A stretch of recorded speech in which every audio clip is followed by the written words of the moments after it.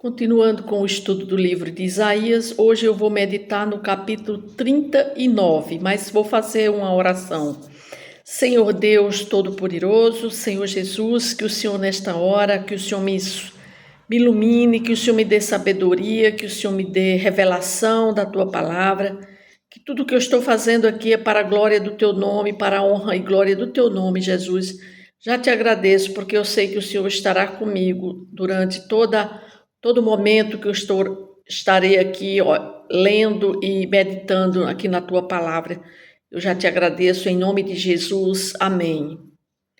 Então vamos meditar hoje no capítulo 39. O capítulo 39 é um capítulo curto e que diz assim: Nesse tempo, Merodach-Baladã, filho de Baladã, rei da Babilônia, enviou cartas e um presente a Ezequias, porque soube que estivera doente e já tinha convalescido. Então, essa doença de Ezequias nós vimos no capítulo anterior, no capítulo 38, onde ele é acometido por uma doença mortal. Mas ali ele recebe a visita do profeta Isaías, o profeta confirma para ele que ele está realmente com uma doença que levaria à morte, mas aí naquela hora ele se vira para a parede e começa a orar e ora fervorosamente, com muita fé, e na mesma hora Isaías recebe de novo uma palavra por parte de Deus e diz a ele, a Ezequias, que ele estava curado e que Deus lhe estava ali acrescentando mais 15 anos na sua vida. E ali ele faz um cântico, chamado Cântico de Ezequias, onde nós vimos que ele proclama, em agradecimento, ele fica tão feliz por aquela cura que ele faz um cântico em louvor, em adoração a Deus, agradecendo. E aqui nós vemos que ele agora está recebendo a visita de algumas pessoas, os filhos do rei da Babilônia, chamado Merodach-Baladã, filho de Baladã, rei da Babilônia, e diz que eles vieram visitar o rei Ezequias porque souberam da doença que Ezequias foi acometido. Aí no versículo 3 diz assim: Ezequias se agradou disso e mostrou aos mensageiros a casa do seu tesouro, a prata, o ouro, as especiarias, os óleos finos, todo o seu arsenal e tudo quanto se achava nos seus tesouros. Nenhuma coisa houve, nem em sua casa, nem em todo o seu domínio, que Ezequias não lhes mostrasse.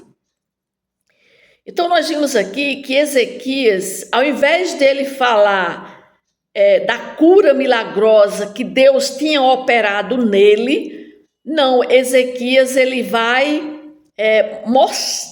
apresentar àqueles visitantes que estavam visitando ele, todos os seus despojos, tudo aquilo que Judá já tinha juntado de tesouros. Então Ezequias vai mostrar os tesouros no seu palácio, os tesouros do rei, e ele vai mostrar a todos esses visitantes tudo aquilo que estava em sua casa como tesouro. Então no versículo 3 diz assim: Então Isaías, o profeta, veio ao rei Ezequias e lhe disse: o que foi que aqueles homens disseram e de onde vieram a ti? Respondeu Ezequias: De uma terra longínqua vieram a mim da Babilônia. Versículo 4. Perguntou ele: Que viram em tua casa? Respondeu Ezequias: Viram tudo quanto há em minha casa, coisa nenhuma há nos meus tesouros que eu não lhes mostrasse. Versículo 5, então, disse Isaías a Ezequias: Ouve a palavra do Senhor dos Exércitos. Eis que virão dias em que tudo quanto houver em tua casa, com o que entesouraram os teus pais, até o dia de hoje, será levado para a Babilônia. Não ficará coisa alguma, disse o Senhor. Dos teus próprios filhos que tu gerares, tomarão para que sejam eunucos no palácio do rei da Babilônia. Então disse Ezequias a Isaías: boa é a palavra do Senhor que dissesse, pois pensava, haverá paz e segurança em meus dias. Então aqui nós vimos que esse capítulo 39, ele envolve lições profundas e oferece uma riqueza de reflexão que pode ser aplicada em nossos dias, iluminando nossa compreensão sobre liderança, humildade e as consequências das escolhas humanas. Porque aqui, Ezequias, ele tinha recebido uma cura maravilhosa do Senhor, ele tinha sido agraciado por mais 15 anos na vida dele. E aqueles homens lá da Babilônia, os filhos do rei da Babilônia, vieram visitar Ezequias, porque eles sabiam que Ezequias tinha estado doente, tinha se convalescido e que ele tinha sido curado. E aqueles homens vieram pela curiosidade da cura de Ezequias. Mas o que Ezequias faz? Ao invés dele falar das maravilhas de Deus, do que Deus tinha feito na vida dele, não. Ezequias recebe aqueles visitantes que eram filhos do rei da Babilônia. Naquela época, a Babilônia era um centro comercial que estava crescendo, então estava ampliando as suas relações diplomáticas. Por isso que o rei Ezequias, o rei de Judá, recebe aqueles homens da Babilônia como uma cortesia, talvez tentando também ampliar as relações diplomáticas com a Babilônia. Por isso que ele recebe aqueles emissários da Babilônia, né? Mas eles vieram a palavra de Deus diz que eles vêm porque eles souberam que Ezequias estivera doente e que tinha sido curado e que já tinha se convalescido. Ou seja, já tinha se recuperado da doença. Por isso que eles vieram visitar Isaías. Mas Isaías, ele não procede como um filho fiel de Deus. Ele não vai contar as maravilhas que Deus fez nele, na vida dele. Ao contrário, ele vai pegar esses emissários e vai levá-los para mostrar todos os tesouros. Ele vai exibir, ele faz uma exibição das riquezas. Ou seja, Ezequias, aqui ele nos dá um lembrete poderoso de que mesmo quando nós alcançarmos o sucesso, a prosperidade, nós precisamos manter a humildade e reconhecer que nossas bênçãos vêm de Deus. Nosso orgulho pode nos levar a tomar decisões impulsivas e egoístas que têm consequências significativas para nós e para aqueles que estão ao nosso redor. Aqui Ezequias, ele não pensou, ele não teve humildade, ele foi impulsivo ao chamar aqueles homens para mostrar para eles a conquista que ele tinha feito. Tudo aquilo que ele tinha conquistado no seu reinado, ele estava ali mostrando como se fosse do braço dele. Ele é quem tinha conseguido tudo aquilo. Então ele começa a apresentar os seus tesouros, né? Ou seja, ele mostrou aos mensageiros a casa do seu tesouro, a prata, o ouro, as especiarias, os óleos finos, todo o seu arsenal e tudo quanto se achava nos seus tesouros. Nenhuma coisa houve, nem em sua casa, nem em todo o seu domínio, que Ezequias não lhes mostrasse. Ou seja, Ezequias estava mostrando como se fosse tudo conquista dele, de Ezequias. Além disso, a resposta de Ezequias, a profecia de Isaías também, quando Isaías vem e traz aquela profecia dizendo, né, o que iria acontecer no futuro de Jerusalém, que Jerusalém iria ficar refém da Babilônia, que as pessoas iriam ser levadas cativas, inclusive os próprios filhos de Ezequias, né? Mas a resposta de Ezequias à profecia de Isaías nos ensina sobre a importância de aceitar a orientação divina com humildade e responsabilidade. Embora não possamos mudar o passado, nós podemos encontrar, ou melhor, nós podemos escolher como enfrentar o futuro. Porque aqui Ezequias reconheceu a justiça da sentença divina e essa atitude de humildade, quando ele diz assim, quando Ezequias fala para ele do que iria acontecer, o rei Ezequias recebe a palavra e diz assim: boa é a palavra do Senhor que disseste, pois pensava, haverá paz e segurança em meus dias. Embora ele não tivesse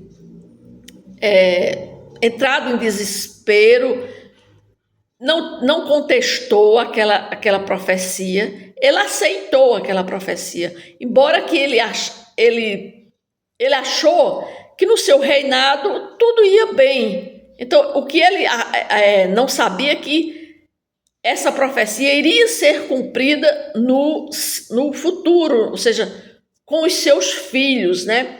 E a profecia de Isaías aqui também nos lembra da soberania de Deus sobre todas as nações e eventos da história. Assim como Judá enfrentou a Babilônia, nós enfrentamos também nossos próprios desafios e incertezas nos dias de hoje, né?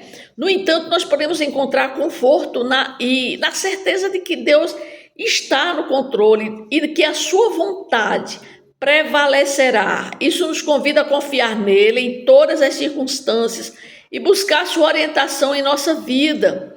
A história de Ezequias aqui nos recorda que as consequências das nossas ações podem ser duradouras e impactantes. O que nós fazemos hoje não afeta apenas a nós mesmos, mas também as gerações futuras. Portanto, nós devemos ser cautelosos e sábios em nossas escolhas, considerando o impacto que elas terão sobre nós e sobre aqueles que nos sucederão.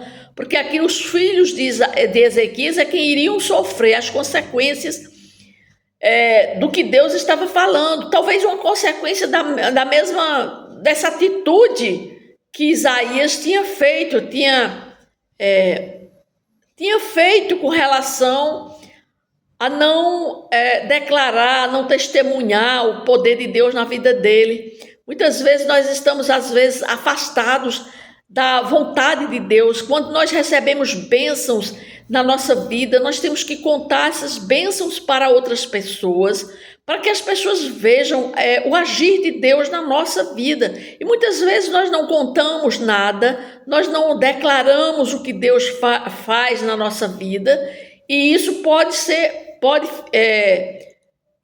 nós podemos parecer com o rei Ezequias, quando nós não contamos as maravilhas, as bondades que Deus faz na nossa vida. Então nós temos que contar todas as maravilhas, tudo aquilo que nós recebemos de Deus, nós temos que testemunhar.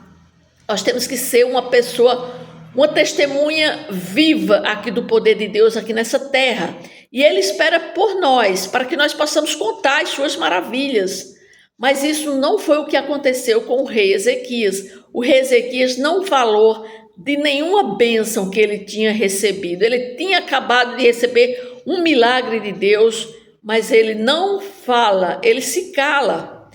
Então isso é falta de sabedoria. Então que nós possamos pedir a Deus, que Deus derrame sobre nós sabedoria, né? Para que nós possamos, e principalmente discernimento, para reconhecer, muitas vezes, quando nós somos orgulhosos ou autossuficientes, que muitas vezes essa autossuficiência, muitas vezes ela pode estar sendo infiltrada na nossa vida, e às vezes a gente nós não percebemos quando nós estamos querendo ser autossuficiente, ou muitas vezes agindo com orgulho, porque nós não percebemos, isso vai sendo sutilmente entrando na nossa vida, na nossa maneira de viver, e quando nós não menos esperamos, nós estamos sendo essas pessoas assim, uma pessoa assim como o rei Ezequias, que nós não viemos a ser como esse rei Ezequias, que recebeu um milagre tão grande, mas ele não deu bênção, ele não apresentou as bênçãos, ele foi apresentar outras coisas, as riquezas que ele tinha conquistado lá no palácio. Então, aqui em Isaías 39, nos lembra da soberania de Deus sobre todas as nações e sobre todos os eventos da história, que nós podemos pedir a Deus que Ele nos conceda sabedoria, né? Para discernir sua vontade e força, para seguir seus caminhos, né? Porque muitas vezes nós não entendemos o agir de Deus na nossa vida. E é isso que a palavra de Deus nos mostrou hoje, né? Porque quando ele recebeu aqueles emissários babilônicos, né? Ele não foi humilde, ele não se lembrou de usar de humildade e de sabedoria, né? Porque ele não fez isso, ele ao contrário, ele esqueceu das bênçãos que ele tinha recebido de Deus e ele foi mostrar àqueles homens toda a sua riqueza, toda a sua glória, tudo aquilo que ele tinha conquistado, como se fosse do seu braço, da sua capacidade. E isso é uma falta de humildade que ele não demonstrou diante daquelas pessoas que estavam vindo de fora. Então, que nós possamos hoje receber, meditar nesse capítulo e receber como lição para a nossa vida, que nós temos que ter humildade e temos que contar das maravilhas que Deus faz na nossa vida. Amém?